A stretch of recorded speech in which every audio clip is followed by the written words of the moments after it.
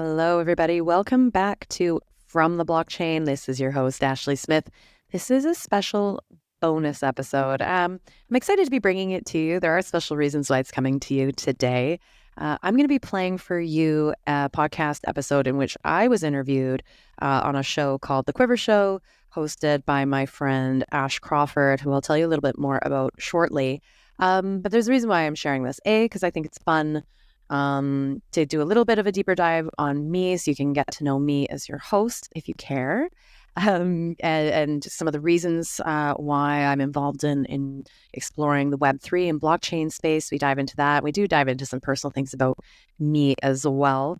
I'm also going to admit to you that I've had a little bit of some unexpected scheduling challenges over the last month, which have impacted my calendar related to the podcast. So, this is a little personal, but about 6 weeks ago or so, I ended up in the hospital with my 1-year-old son, not knowing what was going on. And we ended up staying there for a week. Turns out my 1-year-old has type 1 diabetes, which is a new adventure for us, not something that was on our radar, learning a lot. So I'm going to take it as an opportunity to learn. And also, I'm going to continue to be grateful for healthcare we have here in Canada, and also for the health of my son. He's doing very well. He's recovered from, the tough time that we had there for a short while.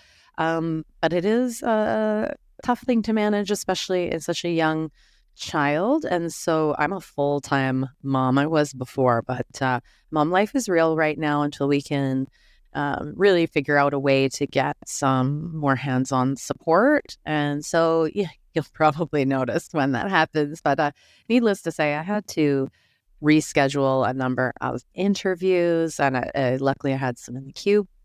But this week, I'm just having a little grace. Going to share with you this episode. Give a little shout out to my friend Ash and his podcast as they just released season 2, and I think it's a fun show to be following. A little context, and before you go, if you don't care about all of this, before you go, I am going to get into a couple of things related to blockchain here before we dive into the episode. Some news, some updates, some things I'm thinking about. So hopefully that's of interest to you. But just a little bit of context about the episode you're going to listen to. I want to outline some key things that have happened. The podcast was recorded, I believe, in August. It was only recently released, maybe a week or two ago. But several things have changed since that recording. Of course, the journey with my son. I do actually reference the health of my family. But a lot of what I said, actually, I would say everything I've said rings true, if not more so. We talk a bit about gratitude, where we live, and being grateful for, some of the advantages we might have in our lives. And this, of course, was before the outbreak of war in the Middle East. So, cultural and global context has changed. And of course, I have since released and started dropping episodes for season 2 of From the Blockchain. So that's changed. But if you've been listening, you know that. But anyhow, let's move on. I do want to mention the reason I want to bring this to you today is just like, even though I have all this going on in my life, and putting these episodes out is not going to be a simple task. The reason I'm doing it and why I'm committed to consistently putting out weekly episodes is because I am extremely bullish on blockchain and Web3 technology.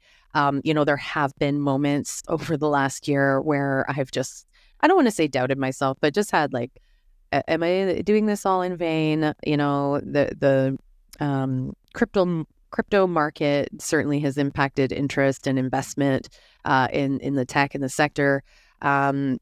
But we are starting to see not so much a revival, but really things coming to light as to why this technology matters so much and how it's going to impact industries and business. And that's why I'm here. And I want to continue forward with that mission to bring this information to curious minds, folks who are really interested in, the next iteration of the internet, the next generation of business.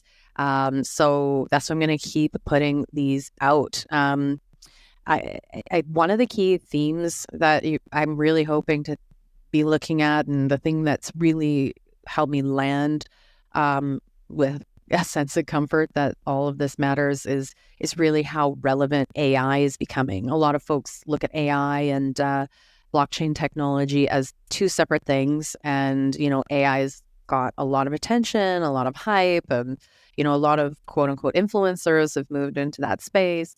Obviously, AI matters a lot and is going to have a significant kind of no turning back impact on the way we live our daily lives and conduct our businesses. So there's no question about that. But with questions around artificial intelligence, risk, concerns about data integrity, and a bunch of things of that nature, blockchain is rising back into the spotlight as a solution to some very new problems. I've been very much pushing getting involved on LinkedIn, but there's so many good resources. Every day I see things that I'm bookmarking and trying to get to read, and trying to stay on top of all of the things that are going on. But yeah, responsibly scaling AI with blockchain is going to be a really big deal. We did have a recent episode with Benjamin Yablon, and we talk a bit about this. And I think we're going to continue these types of conversations so folks understand why it matters, why transparency of data matters, and how to mitigate risk, especially from a business perspective related to artificial intelligence. So that's something thinking about. The other things that are top of mind right now are tokenized real world assets. Going to dive deeper into what all of this means in upcoming episodes. Consumer loyalty programs. We did have a really great conversation this season with Adam Brotman. So if you haven't listened to that one, we dive into his thoughts, some of the things he's looking at. And he, of course, was the person behind the Starbucks loyalty program on chain, the Odyssey experience, and it's being seen, of course, as the sort of shining star of these loyalty programs and what can really be done. But there's a lot more happening, and I want to dive deeper into use cases and case studies for my audience, and hopefully you find it interesting. I also have, frankly, some of my own ideas that I'd like to start exploring, and if I start building any of those out, I'll be certainly sharing them with you. But also, of course, like macro industry innovation and disruption. You'll probably notice that I'm going to be leaning a bit into real estate as an example, because it's a sector I'm very, very familiar with. But I want to look at other areas where, blockchain and Web3 technology and AI are going to be changing things up. Of course, I have a new special interest in healthcare innovation. So that's something that I'm probably going to dive a little bit deeper into. And actually, I think I have some guests in the queue. We're going to dive more into that. And again, the episode with Benjamin, we touch on some of that as well if you haven't listened to it yet. Interoperability and cross-chain communications. This is something that I think people don't really understand yet, what it's going to mean and how it's going to benefit, consumers, users. I'm really thinking about social media innovation from this perspective, just because I find it interesting.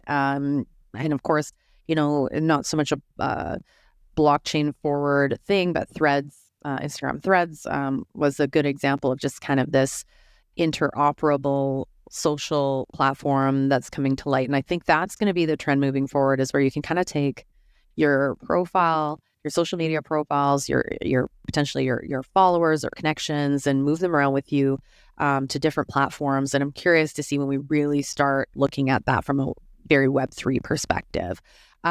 Still want to talk about the challenges to like real world applications of some of these things. We're going to be following the stories.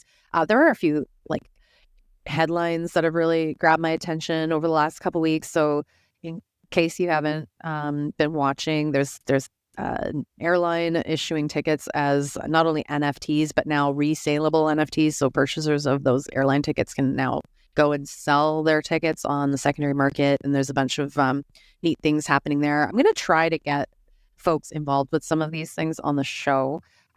Do please let me know what areas of interest really speak to you, because that'll help me navigate where, what listeners are wanting. Disney recently partnered with Dapper Labs. Dapper Labs is a company that we've actually mentioned quite a few times on the show. I'm really hoping to have them on. They happen to be from my neck of the woods here in Vancouver, Canada, which is really, really cool. They're working on chain collectibles. And this is a pretty big deal. Again, this is in sort of it's not a hyped up speculative market. I think they're seeing beyond just quick money making. It's more about brand development, building that sort of sentimental relationship between consumers and their audience with things that they're able to offer. Global consulting firm Roland Berger estimates the value of tokenized assets to reach $11 trillion by 2030. Ferrari greenlit crypto payments for U.S. car purchases. I'm certainly interested in cryptocurrency. It's not my primary area of focus with all this, but it is obviously a big part of the blockchain narrative right now. So it is neat to see these things happening. Big brands like Marvel, Louboutin, Adidas have recently unveiled new collections, NFT collections. NFTs were featured, in case you missed it. NFTs were featured on this year's Simpsons Treehouse of Horror, their annual and always much-awaited Halloween special. As an elder millennial, I can truly appreciate how fun this is. It's something that I used to make sure I watched every year, and this is a neat one to see. Even if they're poking fun at the decent technology, it brings it into the culture, and The Simpsons kind of has a tendency to do that, and even if they're poking fun, it usually means that it matters in some way. Also, a ton going on in the crypto space. As it appears to be picking up the pieces of the Black Swan events of last year, seeing value increases, which is bringing more attention to the space again, of course, as people are looking at making some profits. There's been some promising regulatory moves, interesting company acquisitions, and some big capital raises that are starting to happen.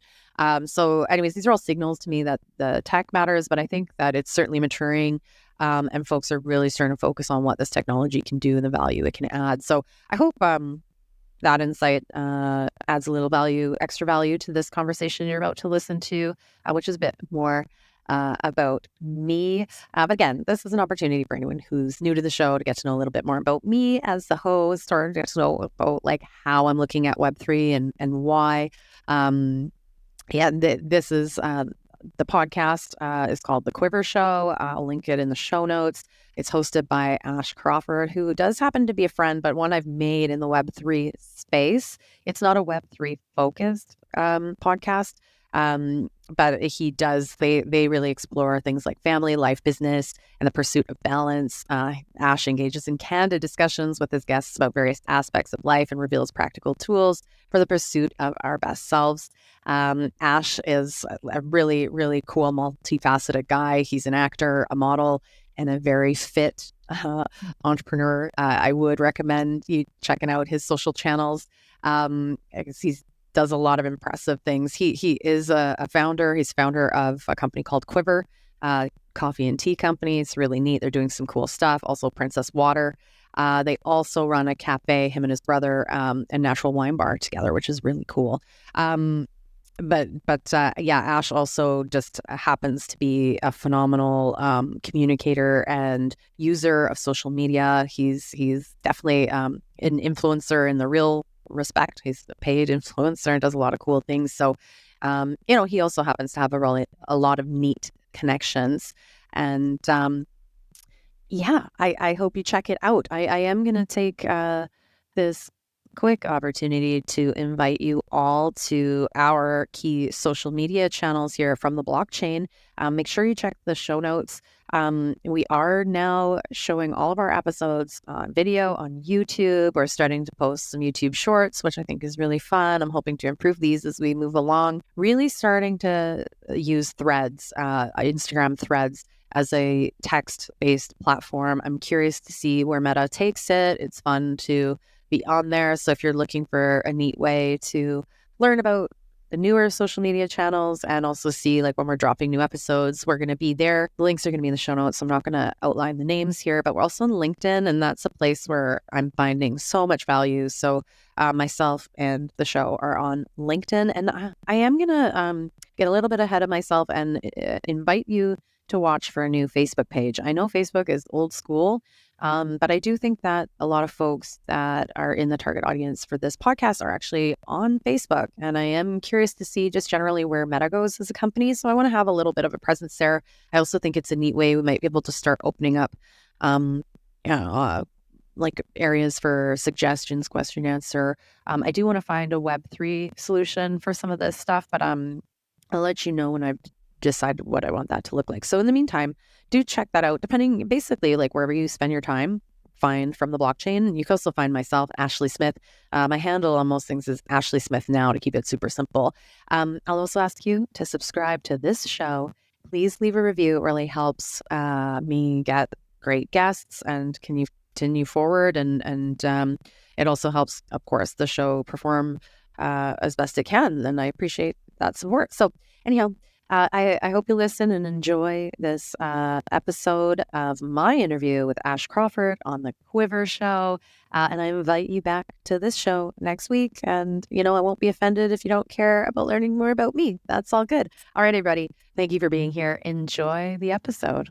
I do think that it's important for good people to get involved in hard things, even things that may not be popular or where they will be judged, because it's those good people who are going to positively impact the world.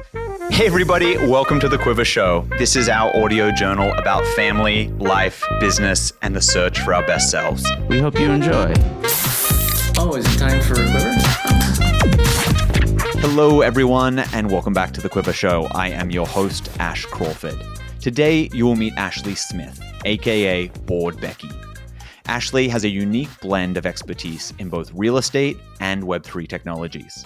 She currently hosts From the Blockchain podcast, which bridges the gap between these worlds, offering valuable insights into the future of business and real estate in the digital age. I hope you enjoy. All right, let's dive in. So this is season 2 of the Quivr Show, where I'm just going to sort of rapid fire questions, rapid fire answers, whatever comes to your mind. And so we'll just dive in. Cool. So how do you like to describe what you do? Well, that's a good question, Ash, because the answer is I'm still figuring that out. I've shifted gears over the last couple years professionally. And so I really had to take a look at my personal brand. And it was a little confusing, I think, for a while, and still probably is. But what I'm trying to do is not put myself in a box too much. But what do I do? That's probably more the question you're asking me. I'm a real estate professional. At least that's my background. Been a realtor for 16 years, based out of Vancouver, British Columbia, Canada.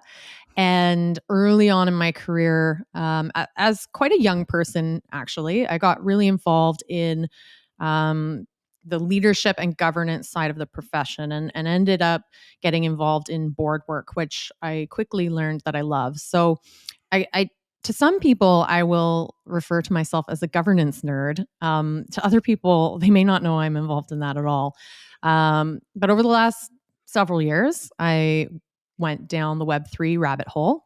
In fact, that is how you and I got to meet. And it was really my interest in the real estate sector and the fact that that industry has been running really in a status quo environment for a long time.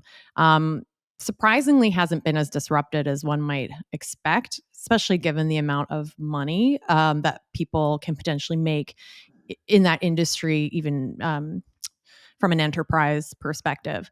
And so I felt that blockchain technology might impact the sector, and I really wanted to keep my finger on the pulse. And then I went down the Web3 rabbit hole, which started out as a way for me to learn about the technology. And then, admittedly, I did become a bit of a degenerate for a couple of years. I'm careful about who I share that with. But I became an NFT collector and in fact took over the smart contract for an NFT collection, as you know. And that really pushed me into a very new world. And so I took a step back from my business. I continued on with some of my board work. And And now I'm really just figuring out what it all means and how to define myself within those two worlds. Yeah, I'm working on it. I do have a podcast, as you mentioned, called From the Blockchain. We also, at this time of the recording, I'm about to launch season 2 and really looking to explore how smart contract and blockchain technology and emerging technologies, how they might impact business from an innovation perspective and also from a disruption perspective. I know I'm going on and on here, Ash, and this is my problem. I haven't been able to necessarily give an elevator pitch. A 30-second elevator pitch is still difficult, but I'm trying. And so I think the short version is I'm really interested and curious about emerging technology and how it may impact business and how I might be able to insert myself in that conversation and hopefully bring some value to the world through those conversations. I'm also a new mom. So on top of all that, there's that. I'm sure I missed things, but that kind of gives you a bit of context about who I am. Yeah, no, definitely. I like to ask that question because likewise, I do a lot of different things and I have a lot of interests and passions and things I'm learning about and also growing into professions or work. So it's like, what do I do? And it's a different answer for who I'm speaking to a lot of the time, like you alluded to. Like you wear your governance hat, your real estate hat, and all the others. So I will say, just to add, it's a bit pretentious, but someone used the word multi-hyphenate when describing me and they created a bio for me. And I'm like, I like that word. It definitely sounds like I'm a bit full of myself, but I feel like multi-hyphenate captures the complexities of like my life right now.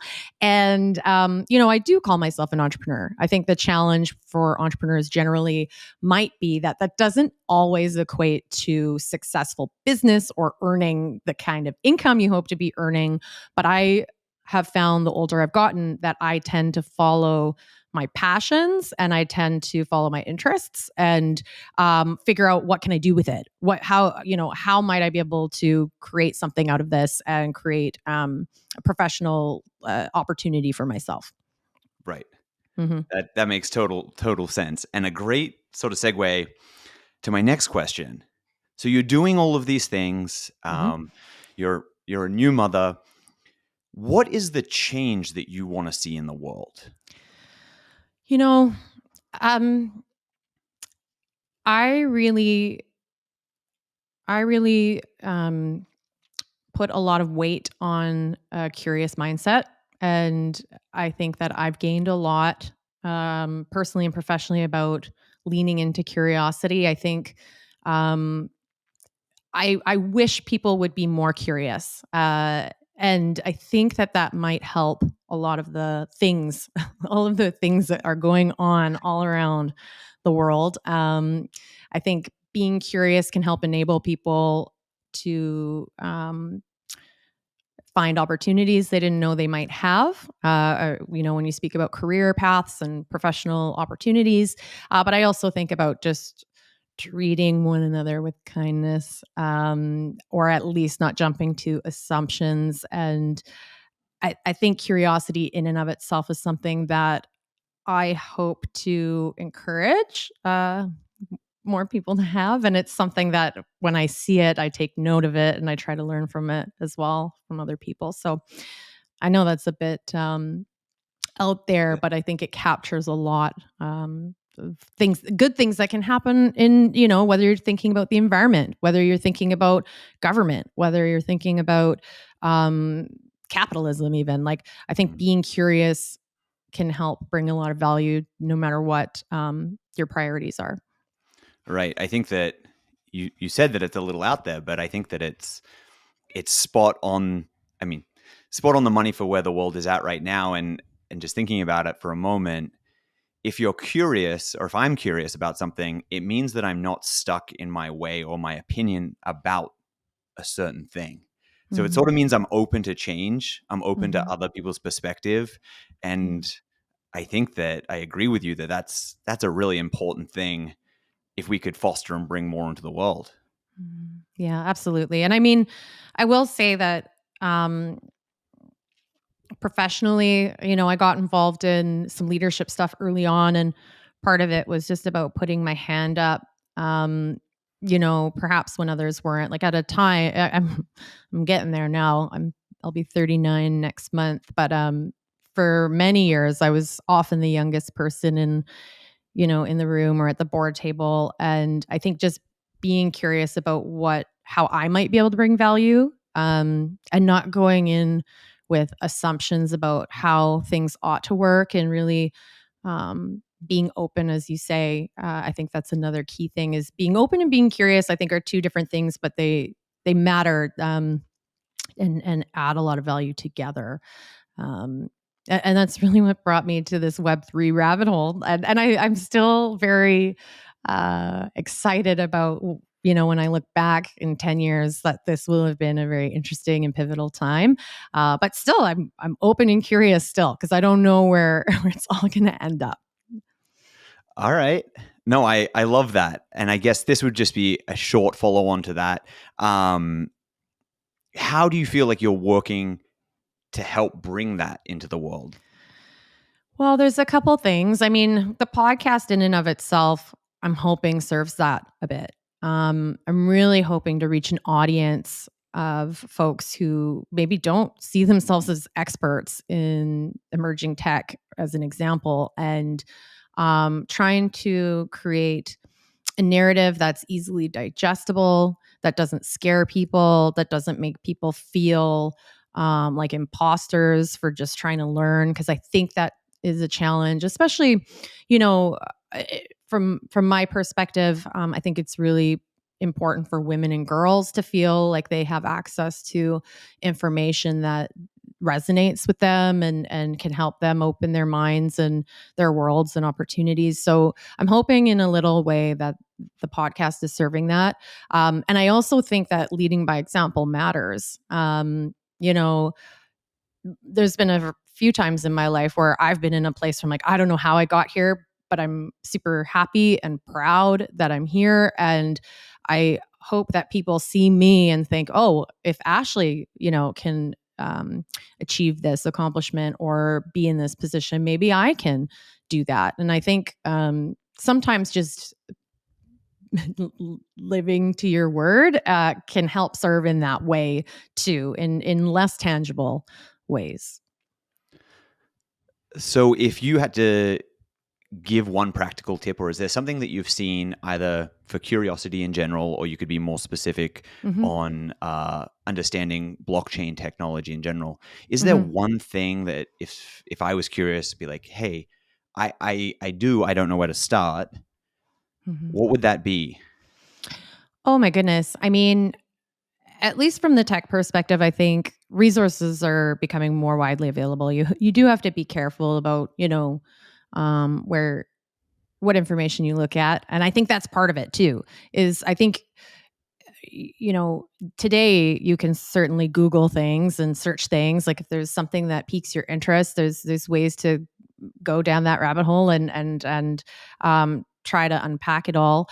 I think having a very reasonable sense of caution, but also curiosity, and recognizing that, where you're getting information from, there might be bias, there might be assumptions being made. But I think if there's interest, just kind of continuing down the path of learning and trying to piece things together, because it is all a puzzle still. And I think that when you're looking at new realms, like spaces where there's not necessarily a lot of history, or the rules aren't written yet, I do believe that there's so much room to learn and become a thought leader early on. And I do implore people to, if you see that opportunity and it interests you, like take it, because you may very well be able to find yourself in a position that in a year or two, you'd be amazed. So I just think that not being afraid to ask questions, not being afraid to ask the dumb questions, it really can help empower people. That's awesome. I actually read a quote by Kevin Kelly the other day that was some advice just saying, ask the question even if you think it sounds silly, because 99% of people are thinking the same question but are too embarrassed to ask it.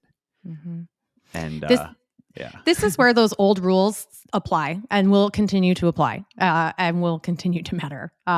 Because I think I've heard that in a variety of contexts through my life and it won't change. So sometimes we just need to be reminded. right. All right, let's switch gears a little bit. You've got a lot going on. Yes. What do you do to unwind or a guilty pleasure of yours? Oh, I was going to say, I'm not really sure, but a guilty pleasure makes it easier. I binge watch The Office over and over and over again. I don't watch TV. I hardly watch movies. And when I say I watch The Office, it doesn't mean I'm committed to watching it as I'm watching it. But I have probably watched that series like 100 times in the background constantly. And I love it and I will forever love it. And it never gets old. That is amazing. When or where do you find your greatest sense of belonging? Oh, that's a good question. I don't know. I think I'm still trying to figure that out a little. I've been very fortunate, and I don't know how this happened, but I think since early days, I've always kind of, and it's cliche, but marched to the beat of my own drum. And like, I was always very comfortable with that. So depending on what's going on, like I find my place, if that makes sense, and find where I fit. And if I'm alone, I mean, I was surprised through the pandemic to learn that I actually love, I'm more of an introvert than I knew. Because I'm social. I'm a very social person. I always described myself as an extrovert. But I like being alone. And I think that's where I get into my brain and my mind and my ideas and where I go down these rabbit holes. And, there are other answers, I suppose. I have a group of friends who I don't see nearly enough that are musicians. And, early on when I first moved to Vancouver, I was in my mid-20s trying to build my real estate career. And here I am in, a blazer and heels and walking out the door and trying to look the part. And then I'd go home to my friends who, were basically couch surfers and just playing guitar and singing songs and, having a good time and have no structure in their lives. And I'm just like, I love this. So, I run the range a little bit and I try to put myself in that place from time to time. It's harder now, but I like it a lot. Awesome. Yeah. Ashley, what are you currently grateful for? I'm grateful for a lot of things. There's some of the easy things. I'm grateful for my son, who, by the way, I did not plan on having. That might be oversharing to your audience. But, I was 38, found out I was pregnant with my partner. But we had thought maybe we were the type that didn't want to have kids. And I ended up pregnant and, had a easy pregnancy, obviously had no problem getting pregnant. And a lot of my counterparts that are my age or maybe early 40s who are going through a lot of trying times to, plan their families. It's like, okay, this came easy. Pregnancy was fairly comfortable. My baby's been healthy. And I think that puts there's a lot of perspective in that, like what matters. And I enjoy the moments I have with him clearly and, my family, they're healthy. I do think about that quite a bit. I'm grateful to be Canadian. That seems very silly, but like, I think we all forget how good many of us have it where we live. Even when we're struggling, you can look around the world and find places where, people are having much tougher times. And,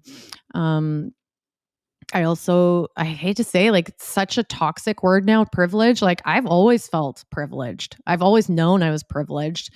And I'm, while I hate that there's people who have harder times in their lives because they lack that privilege, I'm still grateful for it. It allows me to do things I want to do. And I think appreciating that is important. And so anyways, again, that was a word that became so controversial all of a sudden. And I always thought that was very funny, but grateful for a Right. lot of the things, a lot of the easy day-to-day human things, healthy, happy family. Yeah. I love that. I love that. So there's a lot of things going on in the world, varying. You alluded to them earlier. How and why are you optimistic about the future? There are moments when I'm scared. There's especially now that I have a little one and I think about his future. I do believe there are many people who are trying really hard to make the world a better place. Clearly the environment and the impact of climate change is significant. And that's something we're seeing this summer everywhere. We're seeing it in our backyard. We're seeing it in places where you wouldn't necessarily expect challenges. And, I think that when we're looking at emerging technologies as an example, I think there's a lot of narrative around the greed and the why. Like, why are people working on these things? Why are they building them? What are they trying to get? But on the flip side, there are so many people who, despite a challenging narrative, get involved anyways. They take the heat on, as an example, cryptocurrency. Like, I'm not a big crypto maxi. I like to put that out there. Like, I think it's an interesting part of where things are going to go, decentralized money, whatever. But Ethereum, as an example, last year in 2022, we saw Ethereum move from proof of work to proof of stake, which, a lot of the controversy around Ethereum transactions was related to its environmental impact, because it took a lot of computing power. It was not good. It was not good for the world. However, there were a lot of people working towards making that better, streamlining it, making it more efficient. And once they were able to make that shift, it decreased the environmental impact by over 99%. And that's crazy. And so I do think that it's important for good people to get involved in hard things, even things that may not be popular or where they will be judged, because it's those good people who are going to positively impact the world.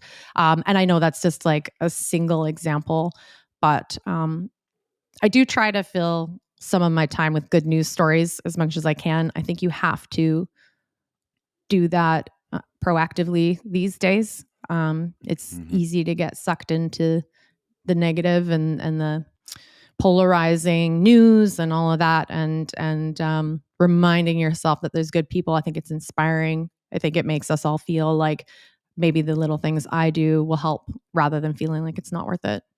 So I hope that answers your question. Absolutely. Well, I think that's a good place to probably leave it for today. For those people listening, where can they find what you're currently working on? Where's the best place for them to go find you?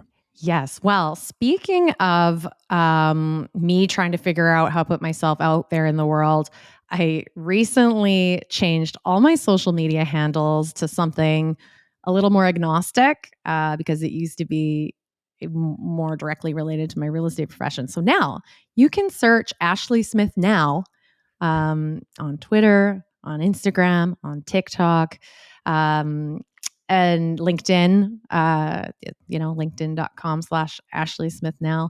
And so I'm excited about that. That's frankly made my life a lot easier. And of course, please do check out From the Blockchain, the podcast, if you're interested in learning a bit more about business and the intersection of blockchain technology and business. So that is, you can also go to fromtheblockchain.org to learn more, but you can find it on all streaming platforms and YouTube. I love that. And we will link to most of those in the show notes and on the blog. And Ashley shouldn't be too hard to find out there on the interwebs. I had to do some. My name is so common, so it actually does make it a little tough. But I think I finally figured it out. I love it's not Ashley Smith in the past. It's not Ashley Smith in the future. Yes. It's right now. It's right now. And it's easy to say and easy to spell. Awesome. Well, thank you for taking the time out of your busy, busy day. And it's always really, really nice to chat. It is. I love chatting with you. Thank you so much, Ash. All right. Bye. Bye. Hey everyone, Ash here again. Just wanted to say a special thank you and offer you 20% off everything over at drinkquiver.com. So if you're interested in any of our coffee and teas or apparel, use code podcast at checkout for 20% off as a little thank you for listening. We'll see you next time.